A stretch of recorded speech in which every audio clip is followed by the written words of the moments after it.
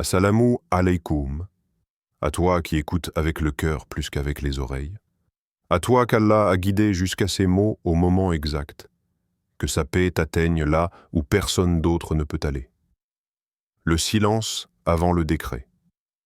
Il existe un silence que le monde ne comprend pas. Un silence qui ne ressemble ni au calme ni à la paix. Un silence lourd, profond, presque vivant. Un silence qui s'installe quand les voix autour de toi continuent de parler, de rire, de courir, mais que ton cœur, lui, s'arrête un instant. As-tu déjà ressenti ce silence intérieur? Pas celui de la nuit, pas celui d'une pièce vide, mais celui qui apparaît au milieu de la foule. Celui qui te donne l'impression d'être invisible, même entouré. Celui où ton cœur crie, mais où aucun son ne sort. Ce silence n'est pas un vide, c'est un espace. Un espace que seule la conscience peut entendre. Il arrive souvent à ceux qui réfléchissent trop, à ceux qui ressentent profondément, à ceux qui portent dans leur poitrine des questions que personne n'a jamais posées à voix haute. Tu continues de vivre, tu travailles, tu souris parfois, tu parles quand il faut parler, mais à l'intérieur, quelque chose attend. Quelque chose sait que ce moment n'est pas la destination. Ce silence n'est pas l'absence d'Allah. C'est sa proximité invisible. Car Allah n'est jamais absent quand tout semble vide. Au contraire. C'est souvent là qu'il est le plus proche. Allah dit dans le Coran, « Et il est avec vous où que vous soyez ». Coran 57,4. Mais cette présence ne se manifeste pas toujours par des signes éclatants. Parfois, elle se manifeste par l'attente, par l'immobilité, par ce temps suspendu où rien ne semble avancer, mais où tout se prépare. As-tu déjà remarqué que les choses les plus importantes prennent du temps? La graine reste longtemps sous terre avant de percer. L'enfant reste caché avant de voir le monde. La nuit précède toujours l'aube. Alors pourquoi serais-tu différent? Ce silence que tu traverses n'est pas une punition. Il n'est pas une erreur dans ton parcours. Il n'est pas un oubli divin. C'est un intervalle sacré. Un moment où Allah te retire du bruit du monde pour te rapprocher de toi-même. Un moment où les distractions tombent une à une. Un moment où les illusions se fissurent. Car tant que le bruit existe, tu n'entends pas ton cœur.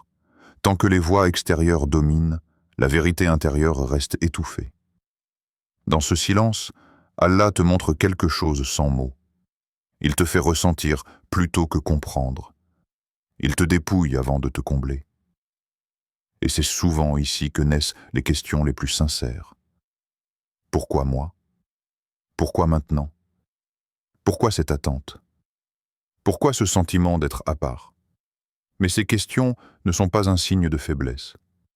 Elles sont le signe d'une âme éveillée. Le prophète Muhammad connaissait ces moments. Avant la révélation, avant la mission, avant que son nom ne soit connu sur la terre, il se retirait seul. Il cherchait le sens. Il écoutait le silence. Ce n'est pas un hasard si la première révélation est descendue dans l'isolement. Comme si Allah enseignait à l'humanité une loi invisible. Les grands décrets naissent dans le silence. Si aujourd'hui tu ressens ce vide étrange, cette pause prolongée, cette impression que la vie retient son souffle autour de toi, ce n'est peut-être pas parce que rien ne se passe, mais parce que quelque chose d'immense est en train de se préparer hors de ton regard. Allah agit souvent là où les yeux ne voient rien. Il construit quand tu crois attendre. Il aligne quand tu crois être perdu. Et pendant que tu te demandes si ton invocation a été entendue, Allah prépare une réponse qui dépasse la question. Ce silence est aussi un miroir.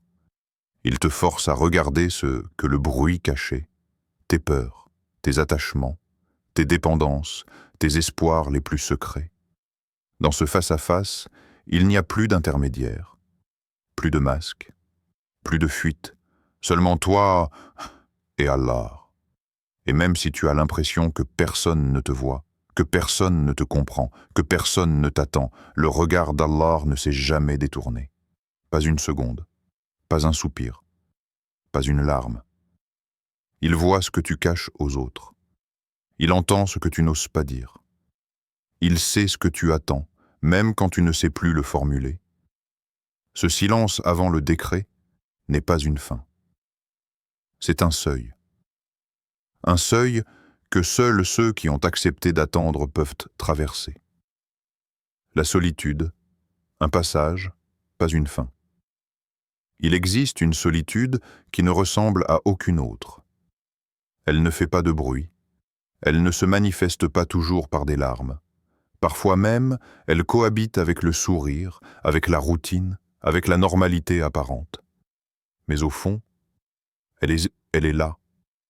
Cette solitude-là n'est pas choisie par l'homme. Elle est permise, parfois même orchestrée, par Allah. Car tous les isolements ne sont pas des pertes. Certains sont des sélections.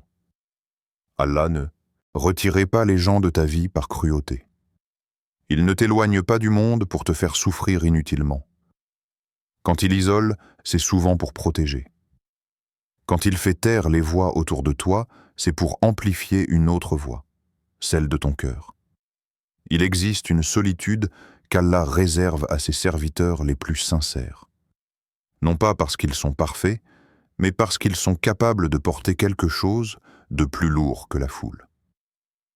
Cette solitude n'est pas une fin. C'est un passage étroit, parfois inconfortable, où l'âme est forcée de ralentir, où les illusions se dissipent, où les dépendances tombent une à une. Beaucoup demandent à Allah la proximité, mais peu sont prêts à traverser ce chemin. Car la proximité divine commence souvent là où les appuis humains disparaissent. Le prophète Mohammed n'a pas reçu la révélation au milieu d'un marché bruyant. Il ne l'a pas reçu entouré d'applaudissements ou de reconnaissance. Il l'a reçu dans la grotte de Hira, un endroit retiré, un endroit silencieux, un endroit inconfortable. Avant le message, il y avait la solitude. Avant la lumière, il y avait l'obscurité. Avant que le monde ne connaisse son nom, il y avait l'isolement avec Allah. Ce n'est pas un détail, c'est une loi spirituelle. Pose-toi cette question, sans chercher à y répondre trop vite. Et si ce que tu vis aujourd'hui était une grotte de Hira pour ton âme? Et si cette période où tu te sens à part, où tu as l'impression que les autres avancent pendant que toi tu attends, où certaines relations se sont effacées sans explication claire?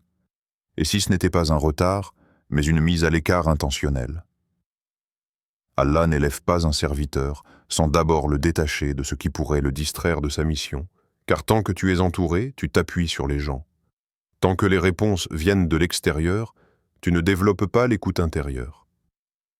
La solitude force une chose que beaucoup évitent, l'honnêteté avec soi-même. Dans la solitude, il n'y a plus de rôle à jouer, plus de validation à attendre, plus de comparaison.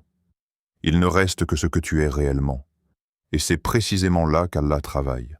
Allah dit « Allah est le protecteur de ceux qui ont la foi. Il les fait sortir des ténèbres vers la lumière. » Coran 2:257. Remarque bien, Allah ne dit pas qu'il n'y a pas de ténèbres, il dit qu'il en fait sortir. Cela signifie que les ténèbres font partie du trajet. La solitude est souvent l'une de ces ténèbres.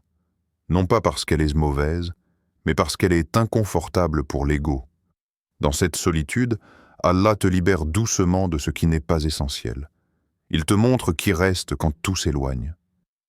Il te révèle ce que tu cherchais chez les créatures, alors que cela ne pouvait venir que de lui. Et parfois, cette solitude dure plus longtemps que prévu. Pas parce qu'Allah tarde, mais parce que la purification prend du temps.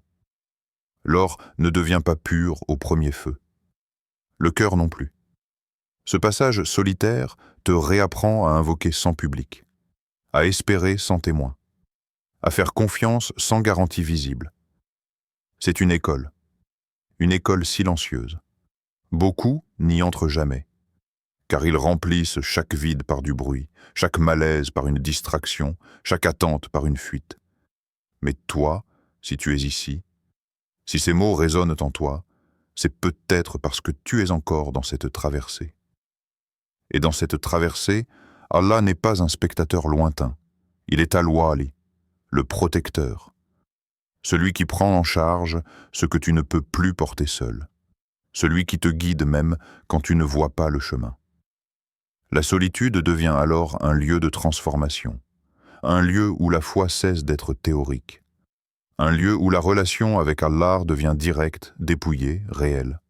Les ténèbres précèdent toujours la lumière, non pas parce que la lumière est faible, mais parce que les yeux ont besoin de temps pour s'y adapter. Et pendant que tu crois être seul, ton cœur, lui, est en train d'apprendre à reconnaître la vraie présence. Histoire inspirante. Quand Allah agit dans l'invisible, il y avait un homme que peu de gens remarquaient. Pas parce qu'il était insignifiant, mais parce qu'il marchait doucement dans ce monde. Il ne cherchait pas la lumière des regards, il cherchait celle du sens. Chaque nuit, quand le monde s'endormait, quand les bruits se taisaient, quand les masques tombaient, il levait les mains.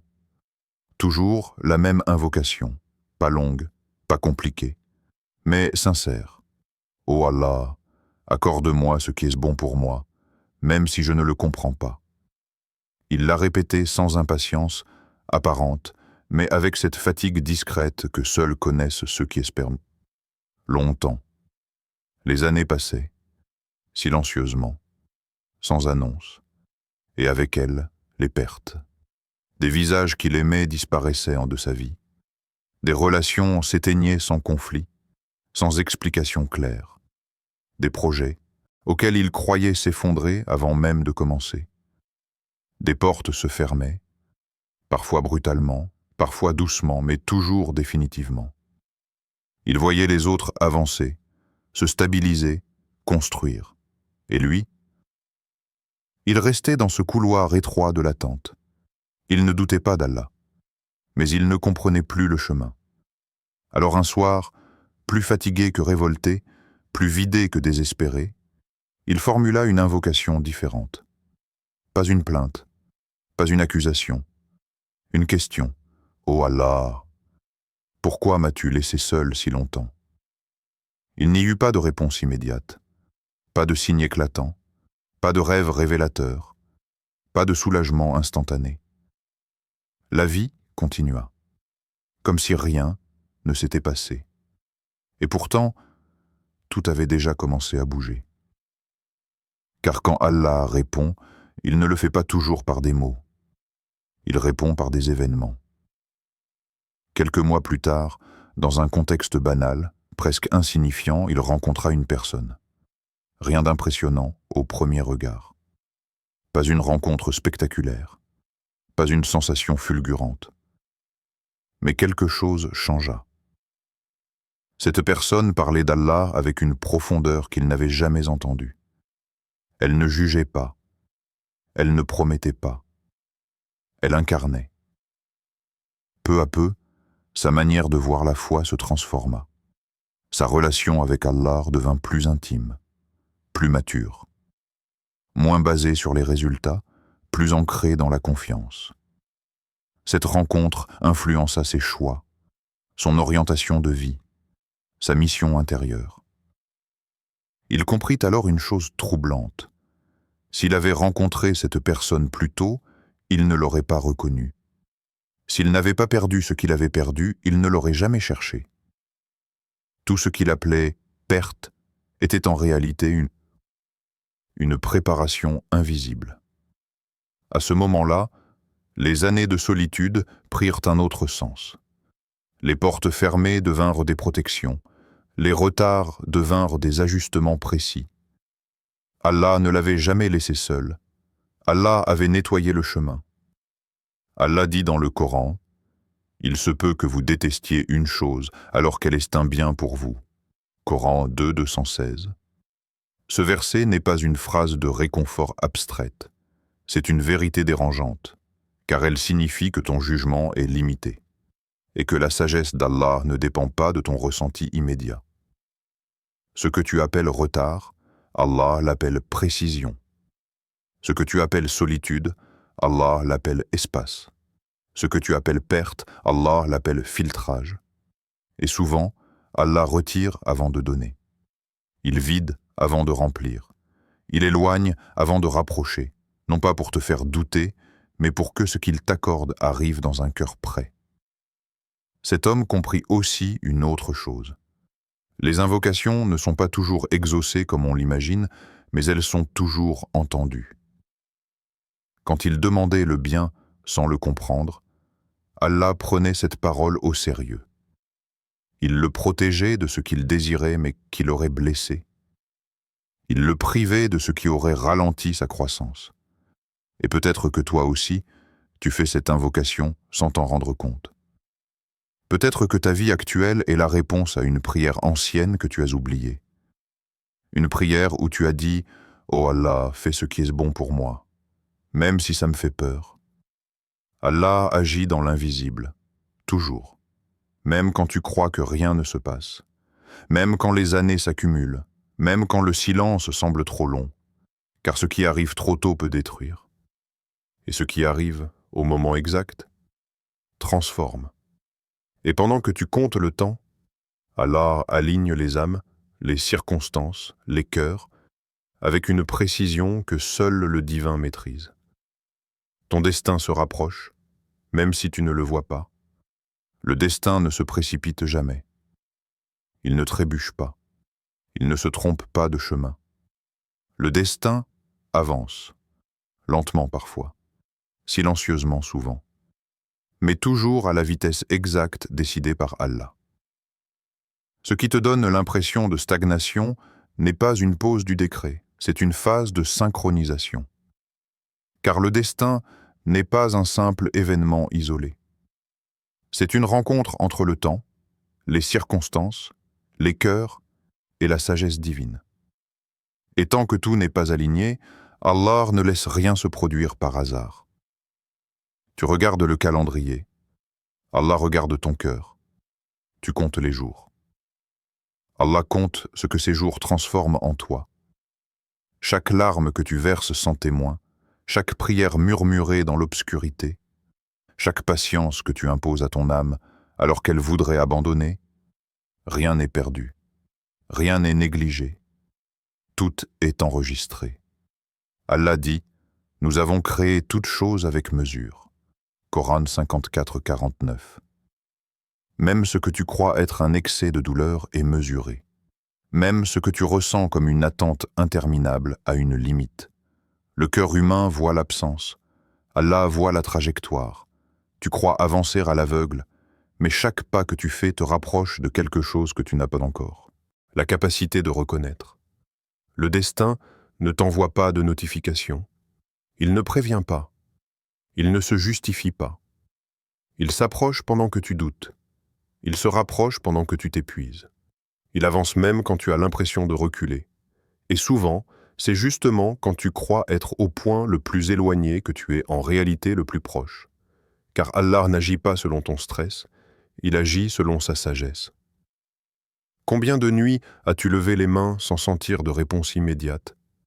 Combien de fois as-tu essuyé tes larmes en te demandant si ton invocation avait traversé le ciel? Combien de fois as-tu continué à croire malgré l'absence de signes visibles? Ces nuits-là n'étaient pas vides. Elles étaient chargées d'une valeur que tu découvriras plus tard, chargées d'une proximité silencieuse, chargées d'une construction invisible. Allah dit, certes, avec la difficulté vient la facilité. Certes, avec la difficulté vient la facilité. Coran 94, 5 à 6. Allah répète la promesse. Et ce n'est jamais par hasard. Il ne répète pas la difficulté. Il répète la facilité. Comme pour graver une vérité dans le cœur du croyant, une seule épreuve ne peut jamais bloquer deux facilités. Ce que tu traverses maintenant ne peut pas être la version finale de ton histoire. Il y a quelque chose après, quelque chose qui arrive, quelque chose qui s'approche. Mais le problème n'est pas la distance du destin, c'est ton regard. Car le destin ne se voit pas avant son arrivée. Il se ressent souvent après. Avant, il y a l'incompréhension. Avant, il y a l'attente. Avant, il y a cette tension intérieure où tu sens que quelque chose doit changer, sans savoir quoi. Et c'est là que beaucoup lâchent, pas parce qu'ils manquent de foi, mais parce qu'ils sont fatigués d'espérer sans preuve. Pourtant, la foi n'est jamais plus authentique que lorsqu'elle se maintient sans confirmation immédiate. Allah ne t'a jamais promis une facilité sans patience. Il t'a promis que la patience ne serait jamais vaine.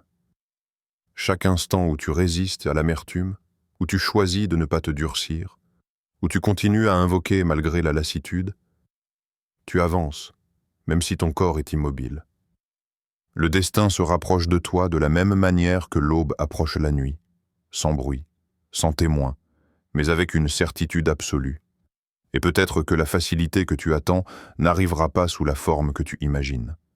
Peut-être qu'elle viendra transformer ton regard avant de transformer ta situation.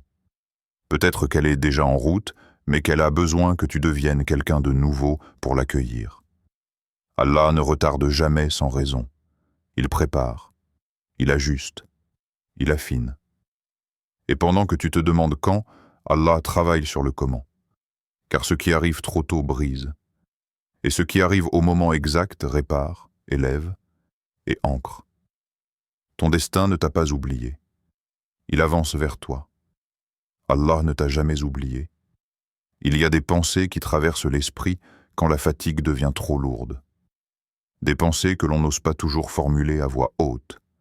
Des pensées que l'on cache derrière la patience apparente. Et si Allah m'avait oublié? Cette question ne naît pas de l'ingratitude.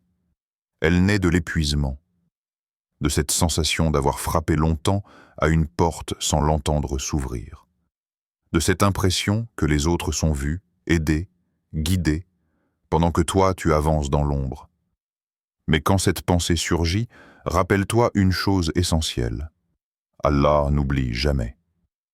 L'oubli est une limite humaine, pas divine. Allah connaît ton nom, pas seulement celui que les gens prononcent, mais celui qui est inscrit dans le registre de ton destin. Allah connaît ton combat, pas celui que tu montres, mais celui que tu caches derrière ton calme. Allah connaît ton cœur, pas l'image que tu donnes, mais ce que tu ressens quand personne ne regarde. Allah dit dans le Coran, « Ton Seigneur n'a ni abandonné, ni détesté. » Coran 93:3. Ce verset est descendu à un moment précis, à une période où même le prophète Muhammad ressentait l'absence de révélation, le silence, l'attente, le regard des gens qui commençaient à douter. Et Allah n'a pas répondu par une explication longue. Il a répondu par une affirmation claire, directe, apaisante. « Je ne t'ai pas abandonné. Je ne t'ai pas détesté. » Comme si Allah savait que dans l'attente, le cœur humain finit toujours par se poser la mauvaise question. Cette vie n'est pas un chaos, même quand elle en a l'apparence, même quand les événements semblent désordonnés, même quand les pertes s'enchaînent sans logique visible. Ce n'est pas un chaos. C'est un scénario divin. Un scénario où chaque scène a un sens, même celle que tu ne comprends pas encore. Allah ne t'a jamais promis une route droite sans secousse. Il t'a promis une destination guidée.